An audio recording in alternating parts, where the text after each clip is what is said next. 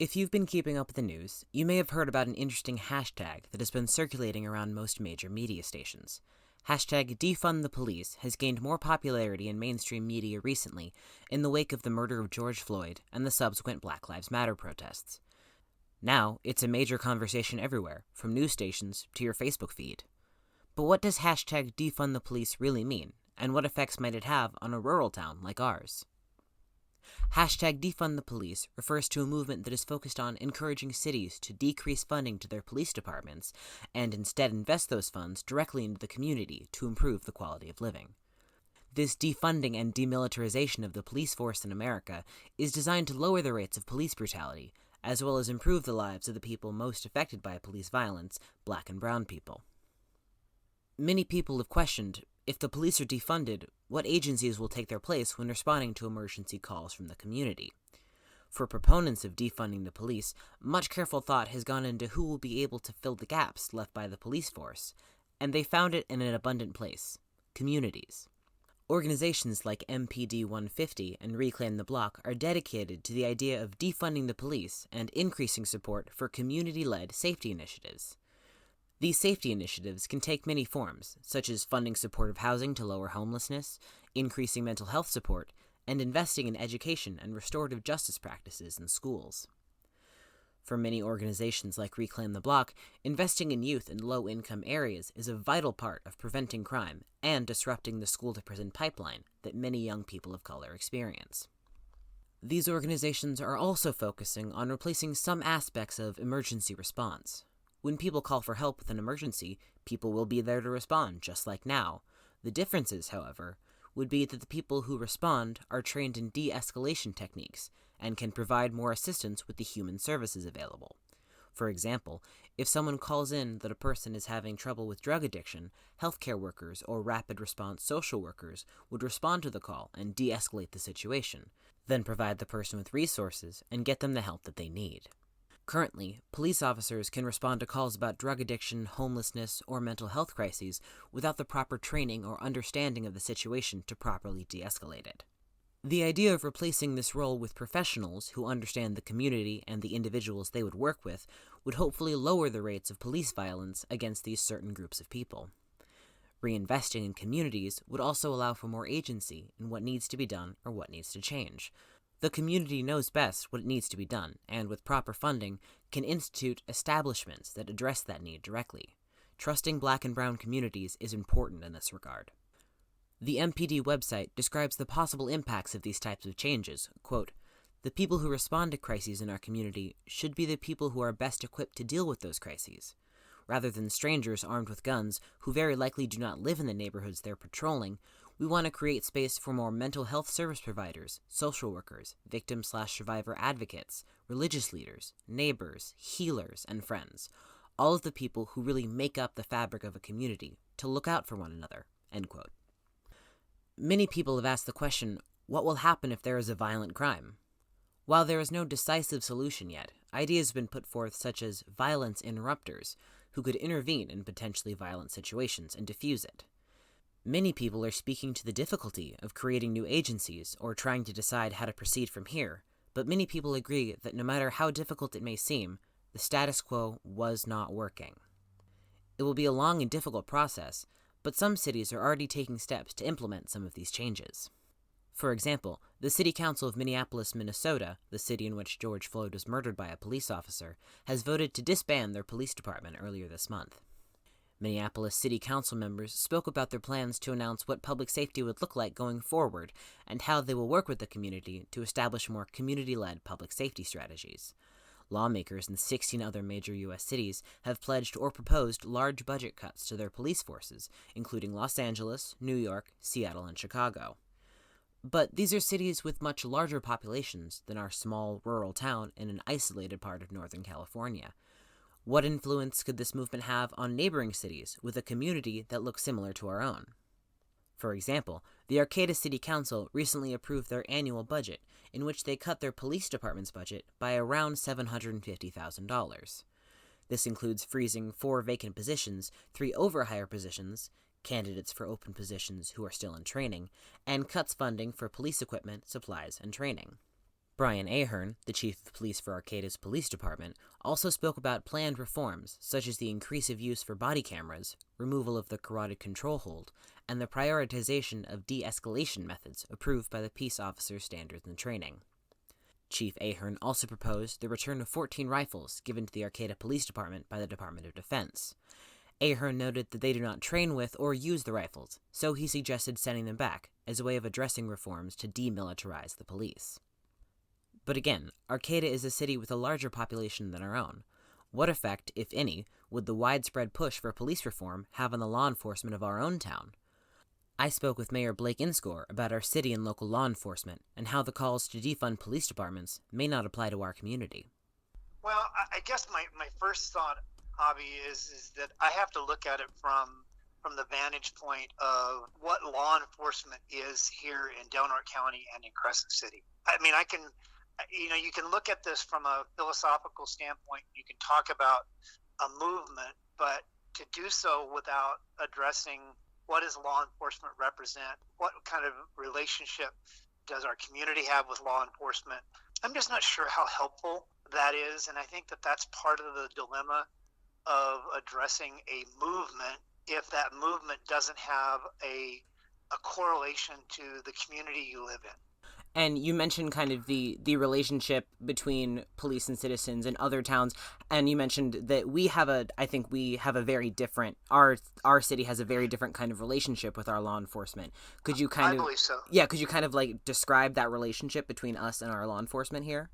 I think that what we have seen is some strong leadership over the last several years that addresses the responsibility of our law enforcement, whether that be the Sheriff's Department, City PD, CHP, where there is this desire to be a part of the community, to address community concerns, to be involved in the things that the community has done. And I just look at our current leaders in those three prominent law enforcement areas. I look at Commander Deepy, I look at Sheriff Apperson, and I look at Chief Griffin. And all three of these men, I believe, genuinely want to do the very best for our community.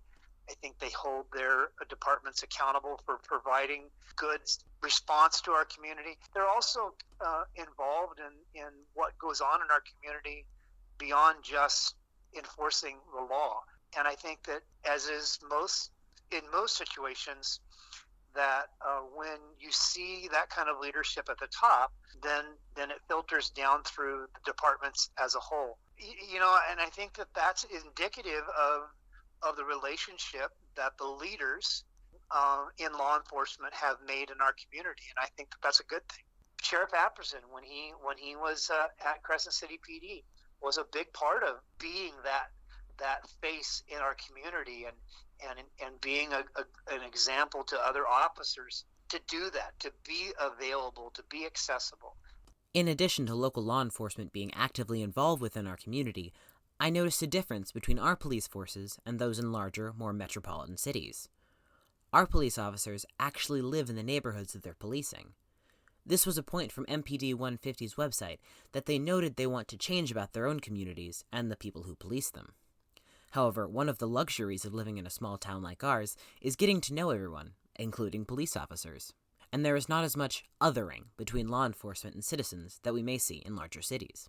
Mayor Inscore noted this possible difference as well. They live here, and that's why that is part of what makes it different. And that's not to say that there's never problems, right? Mm-hmm. There's problems. You're going to have problems no matter where you live. You're going to have problems in any size of community. I just believe that what you just mentioned is a key component of why maybe things are different here than they might be in a more metropolitan area, is that these people all live here. It's just different. And maybe some of the actions that are being taken in larger cities are absolutely appropriate, but I don't live there and I don't know what their budgets look like. Mm-hmm. But I do know what ours looks like. This led me to ask how the city's budget was structured in regards to the police department. I also asked about mental health services and the Defund the Police movement's push to replace some aspects of police response with mental health professionals and social workers. I guess my thought is the Health and Human Services has a budget of around $20 million to provide those kind of services and programs. Crescent City's general fund budget is about $4 million to $5 million. Crescent City's police department is funded at about $1 million a year. My point is that $20 million is already invested in providing those kind of services, especially in the area of mental health and social services. And so there's a huge investment already in Delaware County to try to provide those services. Do you take something away from the Crescent City Police Department, which has $1 million budget, when you already have that investment? Talking about housing, the Housing Authority in Crescent City subsidizes over $3 million worth of housing subsidies in Delaware County. I mean, when you start thinking about how much money that is, and we're talking about nearly 600 families who are housing units that are part of the housing program, $3 million already being invested in our community. I guess I look at it, Avi, as some of those things are already happening here and have been happening here for quite some time. Can we do a better job? Absolutely. We can always do a better job. But to reallocate funding for a department that's really just, it's not an exorbitant budget. It's a efficiency budget to provide the kind of services that our community has come to expect from the Crescent City Police Department. I wanted to ask Mayor Inscore if these services include responding to mental health crisis calls, as many people call the police if they feel it might become dangerous for the mentally ill individual or others. As we have seen over the past few years in larger cities, police officers have arrived at these situations and not known the proper way to de-escalate them, often causing more harm. I brought up this issue to Mayor Inscore, who had this to say. That is one of my biggest concerns. There are two things that always concern me when it comes to law enforcement from the city standpoint. Number one, being able to recruit and keep qualified officers. And then secondly, being able to provide them the resources necessary to do their job. And some of that is equipment, obviously. You know, it's making sure that what they have works, but also the resources to do their job, to me, is providing them access to the training that will help them be the very best officer that they can be. I believe that we have strong working relationships between our three primary law enforcement arms here, CHP, the Sheriff's Department, and Crescent City PD, with Health and Human Services, to make those connections early on. One of the largest platforms of the hashtag Defund the Police movement is to replace police officer response with social workers or mental health professionals who are able to de-escalate a situation and provide services. I asked Mayor Inscore if this was a possibility in our community and in what ways we could improve mental health services in relation to law enforcement. I don't know that we have the staffing at Health and Human Services to have those people on the front line. That's goes back to part of the training, and maybe that training is being able to have police officers, sheriff's deputies, being able to evaluate a situation and know this is a mental health situation, and we need to make this call to maybe it's a mental health crisis line that's staffed, so that before a situation escalates, they already have that person on the line that is giving them some insight. But I know that the only way stuff like that works is when you're building good, strong interagency relationships, so that there's not a territorial aspect to it, so that it's about providing services to the community as a whole. That's the training piece. That's the collaboration piece. That's where we need to be working together. I believe that's already happening. But I think that the more we learn to work together in those kind of dynamics, the better we're going to be able to serve this community as a whole. Police defunding and reform is in no way an easy task, and as we've learned, not always applicable to every single community. However, the main theme that strings through these issues is a focus on community and involvement. Law enforcement, or community-based safety initiatives, need to be aware of the issues truly facing each community and be a part of the solution. They need to be willing to listen to the members of that community about what is and isn't working. This includes creating strong connections between agencies that focus on human services, or even creating frontline responders who are well equipped to deal with mental illness or drug addiction. When police officers lose touch with the communities that they swear to protect, that distance can become dangerous. Advocate for your community, for positive change, and for more connections between those who want to help. Stay safe, and Black Lives Matter.